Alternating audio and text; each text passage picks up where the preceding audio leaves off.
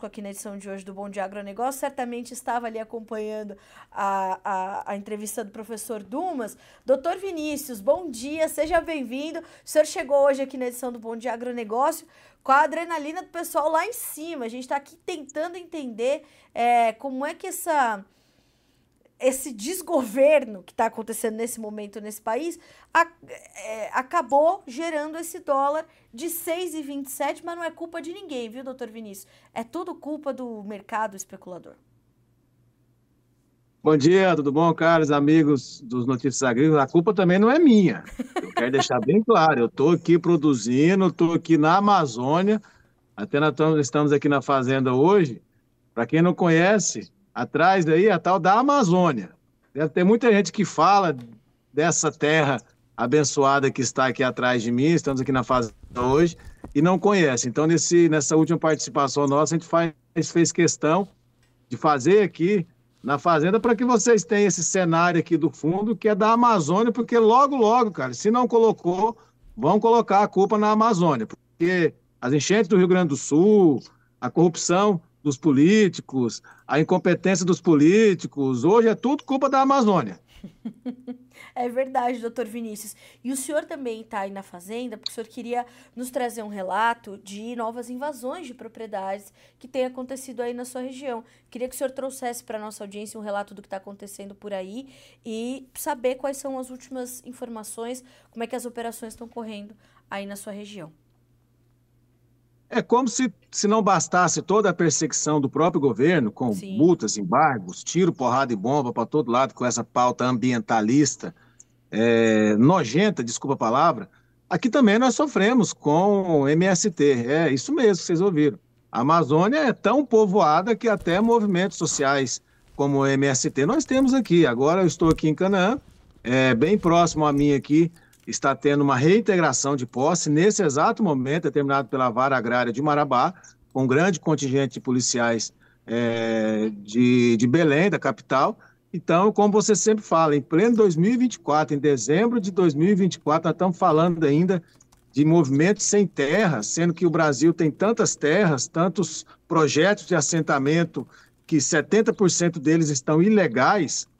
Então, por que esses movimentos ainda buscam por mais terras, sendo que o INCRA tem um balcão de terras ali imenso, que dá para suportar todas essas pessoas? A gente não vai tapar o sol com a peneira que existem pessoas lá dentro que fazem jus à reforma agrária, porque existe uma lei de reforma agrária que pessoas que se enquadram. Só que o problema é que vai engessando terras com projetos de assentamento e nunca chega a um fim desses movimentos, e a gente vê que, conforme até um representante do Tribunal de Justiça, que a gente não vai citar o nome, falou recentemente, esse caos do INCRA, esse caos dos documentos, dos títulos, é que movimenta essa máquina da reforma agrária, dos movimentos sem terra, do mesmo jeito que o caos dos títulos, o caos das questões ambientais, movimenta toda essa falácia, essa narrativa da questão ambientalista e indígena. Ou seja, é um pacote de maldade que nós temos no Brasil hoje, seja na questão tributária, seja na questão econômica, política, ambiental, agrária, fundiária, que leva o brasileiro, seja ele produtor rural ou não, a um estado de insegurança jurídica, insegurança alimentar e econômica muito grande. Então, não pense o senhor da cidade de São Paulo que vai comprar uma picanha aí para comer no Natal, que a picanha vai estar muito caro, que você não vai ter dinheiro para comprar, porque o dólar está lá em cima. O reflexo disso, a conta não é minha, não. Porque é importante, Carla, falar uma situação que muita gente, esses dias mesmo eu respondi um comentário, mas o agro está ganhando muito dinheiro porque a picanha está cara. Para quem não sabe, o agronegócio é uma das poucas atividades que eu não regulo o preço de venda. Eu não regulo o preço de compra do meu insumo. Se o dólar está caro, o meu insumo está caro. Eu vou desembolsar mais dinheiro para fazer o meu boi, fazer a minha soja. Mas quando eu vou vender, quem taxa o preço da minha mercadoria, da minha produção, do meu trabalho, não sou eu. Então, se está chegando caro nas gôndolas dos supermercados, vão procurar o culpado. Voltando àquela questão da culpa, porque o produtor rural, ele não coloca preço na sua mercadoria. Ele não tem opção. Não, eu vou vender mais barato, vender mais caro. Então, faça uma reflexão antes de sair culpando o agronegócio, como vocês têm costume aí, Brasil afora e mundo afora. É verdade. Agora, doutor Vinícius, como é que ficam essas invasões? Já tem uma ação, ou uma decisão judicial, ou precisa ter uma, né? O que corre a partir desse momento? Como é que as coisas correm para haver a reintegração da posse? Não, então logo haja o esbulho, a invasão da Aham. área, cabe ao produtor rural correr com o seu advogado, juntar todas as provas de posse e propriedade daquele imóvel e ingressar com ou o interdito proibitório quando a propriedade está na iminência de ser invadida ou a reintegração de posse quando ele já perdeu a posse daquela área. Aqui no Pará, a gente seria injusto de não parabenizar o nosso governo, o governador Helder, tem sido implacável, juntamente com o comando da Polícia Militar, o Ministério Público do Estado nas varas agrárias, a Justiça também nas varas agrárias. Aqui na nossa região, eu parabenizo a doutora Alexandra Madregan, que tem sido a promotora da vara agrária, a doutora Marildo Mazuti, lá da vara agrária de Marabá, que tem dado uma pronta resposta sempre que há essas invasões. Então, tão logo aqui na nossa região do Pará, do sul do Pará, ocorre uma invasão, o Judiciário, através do Ministério Público e da Vara Agrária, juntamente com o governo estadual, através da Polícia Militar, nessa questão das invasões, tem sido um exemplo, ao exemplo de vários outros estados. Então, eu estaria sendo injusto se eu não parabenizasse e reconhecesse o empenho, tanto do Judiciário quanto do governo do estado, através da Polícia Militar, em cumprir, tão logo seja feita a invasão. Então, aqui, graças foi desocupada, agora no início de dezembro foi invadida novamente, aqui entre Canudos, Carajás e Paraupebas, e o proprietário da área entrou com a reintegração de posse, o juiz da vara agrária já concedeu a reintegração de posse, a corporação da Polícia Militar, inclusive de Belém, da capital, já está no local cumprindo hoje. Nesse momento a área deve estar sendo desocupada e essas pessoas vão ser retiradas de lá. E aqui a gente também faz um clamor, que se existem dentro dessas pessoas que preenchem os requisitos da reforma agrária e que, porventura, estão sendo utilizadas como massa de manobra de líderes inescrupulosos, que o INCRA também resolva o problema dessas pessoas, porque, como eu disse, não vamos tapar o sol com a peneira, porque existe sim a reforma agrária, existem pessoas que precisam, mas não dessa forma que é veiculada, que é utilizada essas pessoas de bem, muitas vezes pessoas simples, humildes, que são utilizadas como massa de manobra. Mas o governo do estado do Pará, através da Polícia Militar, repito, e do Tribunal de Justiça, tem dado uma pronta resposta a essas invasões de terra aqui no estado. Agora, doutor Vinícius, a gente vai cruzar essas informações com as outras que o senhor já nos trouxe nas últimas semanas, nos últimos meses, que são esses preparativos. Enquanto isso está acontecendo, a produção continua a acontecer, o trabalho de vocês continua a acontecer, e houve, nesse 2024, uma marca muito importante que foi a organização, não no sentido pejorativo da palavra, mas no melhor sentido, no alinhamento dos produtores rurais amazônidas, né? Então, o 2024 tem um balanço positivo, apesar dos pesares para vocês, né? Então, o senhor está aí na fazenda, ao lado de outros pares também, produtores rurais, e vocês se organizaram de forma muito consistente e sólida esse ano, né? Na construção de uma associação, enfim, e uma ida a Brasília, inclusive, para levar agendas à frente parlamentar da agropecuária específica para os produtores que produzem na Amazônia.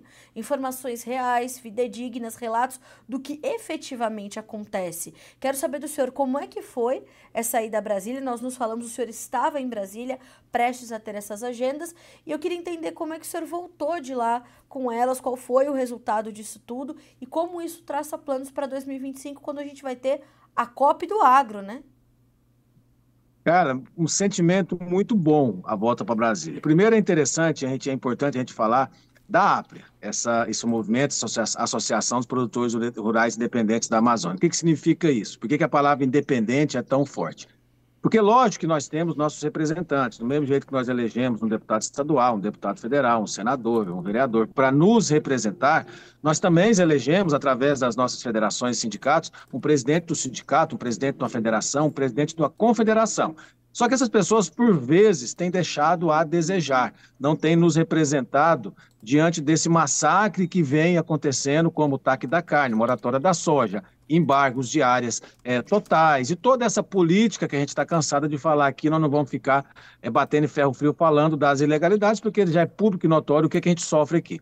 Então, já sabendo que a gente não vai ter voz na COP e analisando que entra governo, sai governo, entra deputado e sai deputado, entra presidente de federação e sai presidente, e a gente não tem uma defesa de forma eficaz dos nossos direitos, aí sim surgiu esse movimento de forma muito orgânica, no seguinte sentido, pera lá, eu tenho acesso com o deputado tal, eu tenho um conhecimento sobre a área tal, eu tenho uma expertise tal, eu sou um produtor rural, eu sou um influencer, eu sou um empresário. Então vamos nos unir, cada um com a sua expertise, cada um com o seu conhecimento, cada um com o seu protagonismo, e vamos montar uma associação. E quando eu digo assim, uma associação sem pai nem mãe, sem presidente, lógico que tem um presidente, porque tem que ter um estatuto, mas quem manda na associação é o seu João, a dona Maria e o seu José. E aí nós vamos, já que não nos representam, não estão nos defendendo, vamos fazer isso em legítima defesa. E aí surgiu a APREA, hoje nós estamos mais de 1.000 produtores rurais, já fizemos um capital aí, uma arrecadação para justamente bancar essas viagens, bancar essas mídias, essas postagens, para nos fortalecer. E aí, se Brasília não vem até a gente, vamos até Brasília. E fomos até lá e, para nossa grata surpresa, fomos muito bem recebidos. Só tenho a agradecer a cada parlamentar que nos recebeu. Eu não vou tentar citar o nome de todos que nos receberam, que mesmo nessa agenda turbulenta de final de ano, reforma da Previdência, reforma tributária, quer dizer, muitos nos receberam. E aqui eu quero deixar o agradecimento especial a dois. O deputado Pedro Lupion, em nome dele, eu agradeço todos os deputados da bancada ruralista de Rondônia, Mato Grosso, Roraima, Pará, Acre, que nos recebeu. Então, o deputado Pedro Lupion nos recebeu lá na FPA de uma forma muito cortês, muito amigável, é uma pessoa que a gente tem conversado sempre com ele. E o senador Zequinha Marinho, eu sempre falo que o Lupion nós vamos colocar como padrinho da Câmara dos Deputados da nossa COP30 do Agro, e o Zequinha Marinho, nosso padrinho do Senado, não desmerecendo os demais, mas foram pessoas que abraçaram a nossa causa, são pessoas que nos ouviram, nos receberam. Mas, Carla, nós tivemos, assim, trânsito quase que livre em todos os gabinetes, o que mostra que a nossa união, o nosso engajamento, o nosso volume de pessoas, e, para não dizer, o nosso volume de votos, e principalmente a verdade que a gente traz, sem narrativa, sem historinha, a verdade nua e crua, reconhecendo nossos erros, reconhecendo as nossas falhas, mas também cobrando que os governos reconheçam as falhas deles. Se houve desmatamento ilegal ou irregular, a culpa não é só minha, produtor rural, a culpa é dos governantes que ao longo das últimas décadas apostaram numa política ambientalista e não de regularização. Então nós tivemos em Brasília, sim, convidamos muitos parlamentares para a nossa COP30 do Agro em outubro de 2025, Marabá, todos confirmaram presença, mas principalmente o carinho que o produtor rural da Amazônia foi recebido, o respeito e principalmente um desconhecimento muito grande. A gente conversava nos corredores lá no Senado, na Câmara, com jornalistas que vinham até nós nos perguntar, mas como é que é isso, como é que é aquilo? A gente começa a chegar à conclusão que a grande mídia, a grande parte da mídia, só ouve um lado. São poucos os portais e os canais como Notícias Agrícolas que traz o outro lado, a outra versão.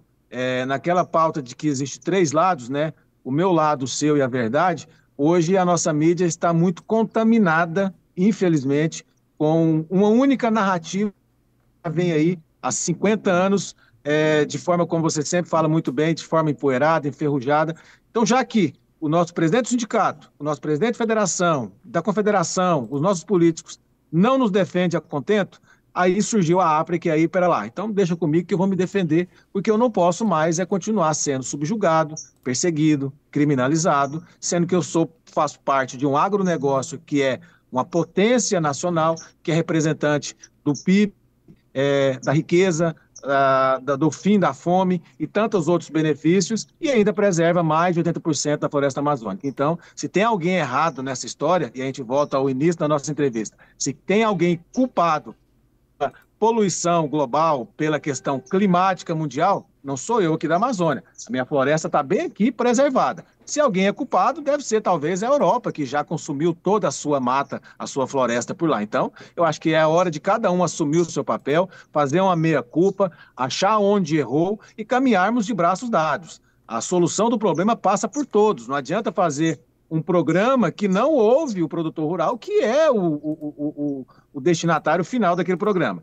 Mas o que a gente deixa aqui é de gratidão, muita gratidão por pessoas como você, que Deus colocou no nosso caminho como sendo a nossa madrinha na comunicação. Você tem sido um anjo na vida dos produtores rurais. Em nome de todos, eu agradeço a você, Carla, a vocês do Notícias Agrícolas e tantos outros portais que deram voz para a gente de uma forma muito imparcial, muito democrática, e a gente não quer confrontar ninguém, a gente não quer ficar chorando leite derramado, a gente não quer ficar apontando culpados, a gente não quer fazer uma caça às bruxas, mas também a gente não vai aceitar em momento algum ser jogado nas nossas costas a culpa de uma poluição climática, de um desequilíbrio climático que não começou aqui. Começou fora, mas que agora querem nos usar, querem usar a minha casa como solução. A solução passa por aqui, mas ela não mora aqui. Então, enquanto a gente estiver falando de COP da floresta, COP dos povos indígenas, COP das comunidades tradicionais, nós estamos falando de uma COP fracassada. A COP de sucesso será em outubro de 2025, onde lá sim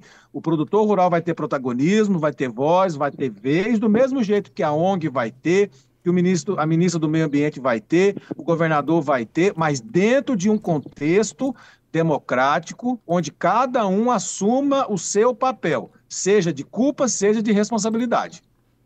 Bom, eu já estou aqui sem palavras diante do que o senhor acaba de falar, né? Eu estou à disposição, o senhor sabe disso, eu tenho um compromisso muito estabelecido com os produtores rurais da Amazônia, porque conheço o que vocês fazem, sei o que vocês fazem e vou sempre bater nessa tecla, que de fato esse discurso empoeirado, enferrujado, que não tem o menor embasamento técnico, vai vingar. Da minha parte, da parte dos Notícias Agrícolas, posso garantir ao senhor que não vinga. Então, aceito esse cargo de madrinha da comunicação, contem comigo e quero estar com vocês o quanto antes aí na Amazônia para a gente trazer os registros em loco. Agora, o que está previsto, doutor Vinícius? Muito obrigada pela generosidade, o senhor é incrível.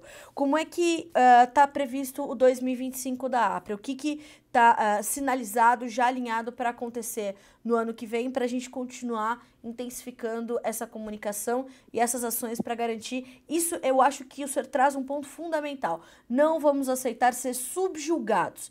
Isso é inadmissível. O que vocês fazem aí é fora do comum. Então não dá, realmente, não dá para aceitar esse subjugamento. E contem comigo para que isso não mais aconteça. O que está previsto para 2025? A verdade, cara. A verdade nua e crua doa quem doer. Por que eu falo isso?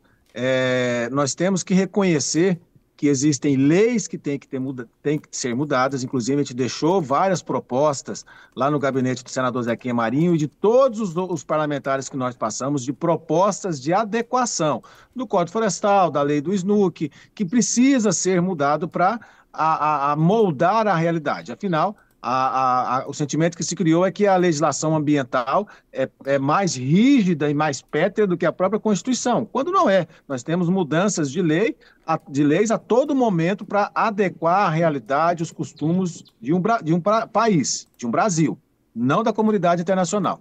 Quem manda nas nossas leis somos nós. Mas então hoje, o principal que a gente tem que fazer é o seguinte, mostrar o nosso protagonismo, fazer o que nós já estamos fazendo. Estou aqui na Amazônia, repito, esse solo aqui atrás é a Amazônia, é a minha casa, é onde eu moro, onde eu tiro o meu sustento. E aqui tem sustentabilidade, porque aqui do lado tem uma floresta. Mas principalmente fazer uma convocação a todos os produtores rurais da Amazônia que se una. Que não quer se unir com a Ápria, se una com o seu sindicato, fortaleça e cobre dele. Se une com a sua associação, com o seu vizinho e faça a sua parte. E é importante deixar um recado, que a gente sabe que muitos dos produtores rurais desmatam dentro de uma reserva legal que ele possui, dentro dos 20%. Só que como ele não tem licença, porque esse estado de caos documental tornou ele sem licença, que a gente não tem a licença para o desmatamento, lembrando que o desmatamento não é crime. Então, se ele desmata sem a licença, é a mesma coisa da minha pessoa advogar sem a carteirinha da ordem. Eu vou estar cometendo um crime de exercício ilegal da profissão. Então, o que a gente pede? Que esse 2025 a gente reduza, a gente faça um pacto contra o desmatamento, mesmo que o senhor possua direito, conforme a lei, de desmatar, para que a gente coloque um freio nessa narrativa de que as ONGs vêm fazendo. Porque hoje essas ONGs hipócritas e sórdidas, elas manipulam os números do desmatamento. O governo federal está falando que o desmatamento está diminuindo, mas elas, por vezes, colocam estudos e pesquisas e perspectivas que o desmatamento está desenfreado, justamente para poder captar mais recursos internacionais e criar mais programas que irão nos perseguir. Então, o que a gente pede é que você, produtor rural, em 2025, reduza o seu desmatamento, reduza as queimadas. Nós da APRA estamos monitorando esses números para que a gente apresente na nossa COP30 do Agro os nossos números verdadeiros, tanto da redução do desmatamento, quanto da redução das queimadas, quanto do acréscimo de regeneração, porque tem muita área degradada que está sendo regenerada por conta própria, através dos PRAs, ou porque o produtor rural isolou aí em busca de uma regularização. Aí sim, nós precisamos desse engajamento, desse pacto, para que em outubro de 2025 a gente chegue na nossa COP30 do Agro e coloque na mesa. Está aqui os meus números. Eu reduzi por conta própria. Não foi a fiscalização, não foi o Fundo Amazônia, não foi a ONG. Foi eu que reduzi. Agora, governador, presidente, senta aqui, bora conversar igual gente grande, igual brasileiros soberanos. Eu quero o meu direito. A minha parte eu fiz. Agora eu quero o meu título, eu quero a minha legislação pertinente à minha realidade, eu quero o fim dessa farra das ONGs aqui na Amazônia, eu quero o fim desses pactos que são feitos para prejudicar o agronegócio, como o TAC da carne, moratória da soja, impedimento da ferrogrão e tantas outras perseguições que nós sofremos aqui. E eu quero sim o direito de desmatar, porque se São Paulo, Europa teve o direito de desmatar, que é a nossa cultura, se eu estou dentro da lei, você tem sim que me dar a minha licença. Então, é justamente isso, fazer a nossa parte, dar um passo atrás, mostrar o nosso engajamento, e aí sim, na COP do Agro, antes da COP30 em Belém, nós vamos botar os papéis na mesa, vamos botar os números na mesa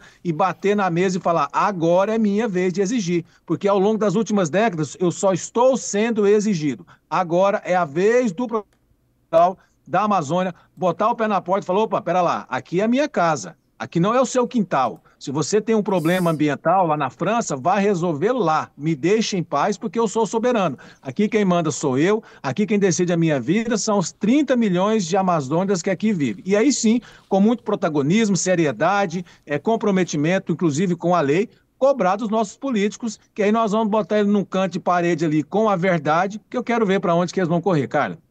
Eita, doutor Vinícius, viu? O senhor é bálsamo para a gente fechar 2024, viu? Coisa boa, é isso mesmo. Aqui é a minha casa, não é o seu quintal. É bem por aí, né? Olha, doutor Vinícius, quero muito lhe agradecer por dividir essas informações com a nossa audiência e principalmente essa injeção de ânimo. Teu senhor é sempre uma injeção de ânimo. Então, muito obrigada por estar conosco nessa edição do Bom Dia Agronegócio. É a penúltima de 2024, mas com esse caráter de que a gente vai para 2025 com muita força para combater a desinformação e tudo isso que vocês têm vivido aí há tanto tempo. Essa situação mudou, acabou, né? Acabou esse tempo. Um novo tempo começa para os produtores rurais da Amazônia. Muito obrigada, doutor Vinícius. É sempre um prazer receber o senhor aqui. Eu desejo que o senhor tenha um Natal muito próspero, iluminado, junto da sua família, dos seus pares aí no Pará. E também um 2025 muito frutífero, muito próspero. E juntos nós vamos noticiar tudo isso. Muito obrigada mais uma vez. Obrigado, Carlos. Obrigado a todos. Desejo a todos um feliz ano novo, feliz Natal. E a mensagem que eu deixo no final é o seguinte: mais esperança do que o produtor rural não existe. Não existe ninguém que pega 1 milhão, 2 milhões, 10 milhões e joga debaixo da terra esperando para ver se vai chover ou não. Então não existe um camarada que tenha mais esperança e fé em Deus do que nós, produtores rurais. Um bom Natal, um próspero 2025 e obrigado a todos pela atenção. Obrigada, doutor Vinícius. Bom trabalho para o senhor por aí e até a próxima. Até o ano que vem.